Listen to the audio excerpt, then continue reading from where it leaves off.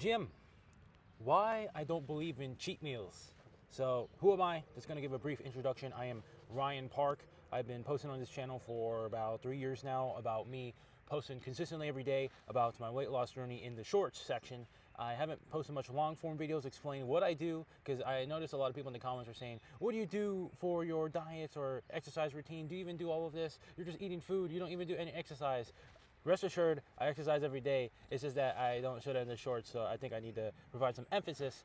And in this video, why I don't believe in cheat meals, it is an explanation of the mindset behind the cheat meal psychology and to never falter beyond your expectations and your systems and your rules. And I will start with a story here in this video.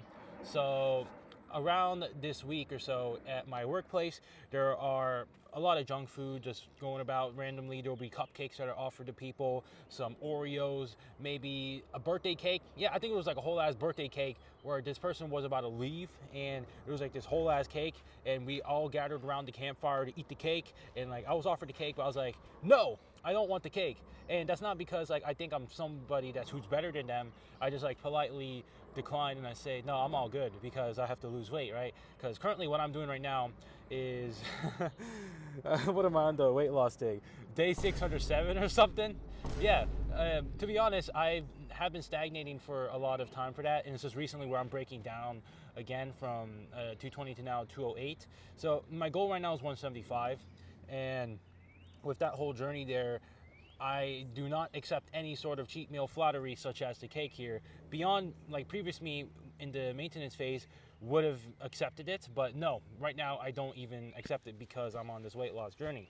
But basically what I'm trying to say here is that after I politely declined the cake, they're like, okay, well, how about you just try it, just one bite, right? There was like this one Chinese co-worker, she's older, and she was like, hey, just try the cake, it's really good. And I was like, no, I'm all good, because I know in the back of my mind that if I falter just for one taste of this cake that is so exceedingly tasteful compared to my regular meals of ground beef and eggs, I will be hooked immediately. And it's not just one bite that I can just take. No, I'm going to be wanting the next one and the next one and the next one. I know how my taste buds work more than anybody else, and I know that if I take that one taste out of that cake, I'm going to want a whole ass slice, and that is 500 pounds of sugar down my throat, or 500 calories, and I won't be able to recover that. That is about what, like 0.15 pounds of fat that I will never be able to, or it's just going to take longer for it to burn off. So I'm like, no, I don't want that shit.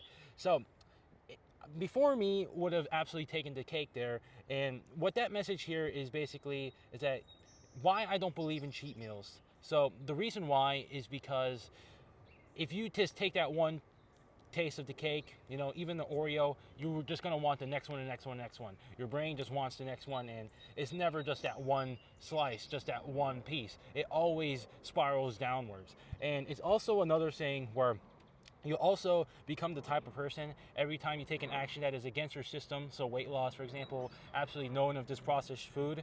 Well, if you become the type of person that even allows in one excerpt of that, then it's going to penetrate into the rest of your system, and essentially you will go in a downward spiral where, okay, well, it won't just be this one, maybe another day, that barrier of entry, because it's also a mental thing where if you essentially accept this one cheat meal, then you are more likely to accept the next one the next time. And the more that you decline it, the more that you will be more likely to decline, right? It is a spiral that goes both ways. So you have to take action account for that.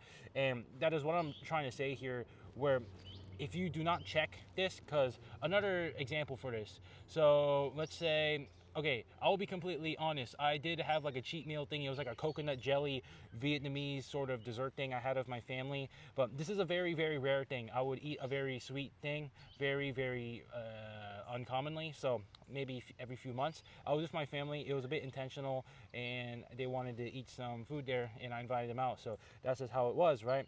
But at a workplace like that where I go there every fucking day, and literally like every week there is like some cupcakes or sweets, and I'm being offered that every fucking day, I am saying no, I decline Absolutely, because if I do that and I'm in an environment where I'm exposed to that on a daily basis, it could end up as a very bad habit. So that's another thing where you have to check yourself. So let's say you do take the bad habit, like let's say I take that dessert there, you have to also mentally reframe it as this is a once in a while thing, this is not going to be the next thing. And yeah, probably in your brain, you're going to be most likely to eat that cheap food again within a few days, but you kind of just have to have the discipline to go against it and absolutely decline whatever comes into the future. So that's another aspect there where you have to distinguish behind the part where you eat it very rarely and then also where you're exposed to it on a daily basis.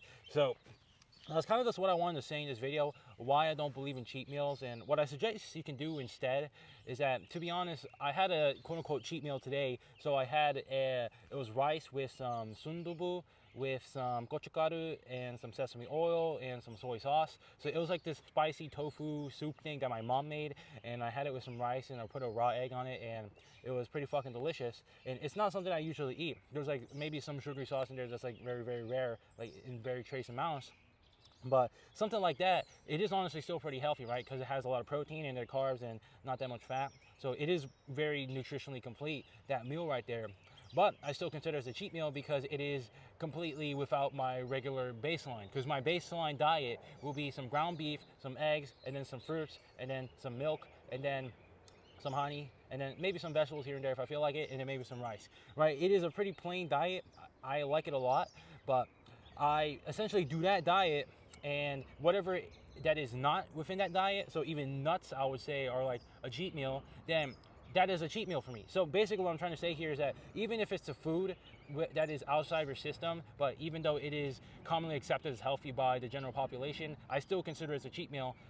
And that essentially allows me to stick to my own system and set of rules much more. So it is a big mental reframing thing as well. So that's pretty much what I want to say in this video. Why I don't believe in cheat meals. It's just a bit of a rant about my own story, and you know, beforehand me, and how I can say this works for sure is that ever since I adopted this mentality about a week ago, or I mean a month ago, I've been dropping like 10 pounds in like a month. So that says a lot, right? Because previous me that was accepting these chocolate cakes every so often at work, that's what made me stay at the same weight. Like I still had the healthy diet, but I was wondering why the fuck I wasn't losing any weight.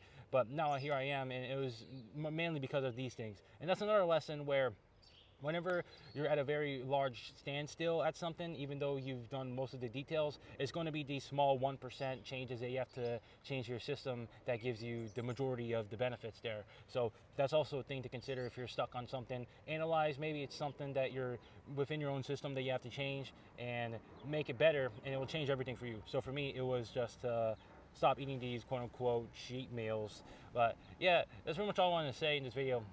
I guess another thing is that it's also another aspect of delayed gratification, where sometimes if you have the cheat meal in front of you, you just have to not eat it anyways. And it also applies to the gym. That's what I was trying to get on to. Like sometimes you don't want to go to the gym, but you know you should go anyways, and it's part of that skill where you just do it anyways even though you don't feel like it because you know it's good for you.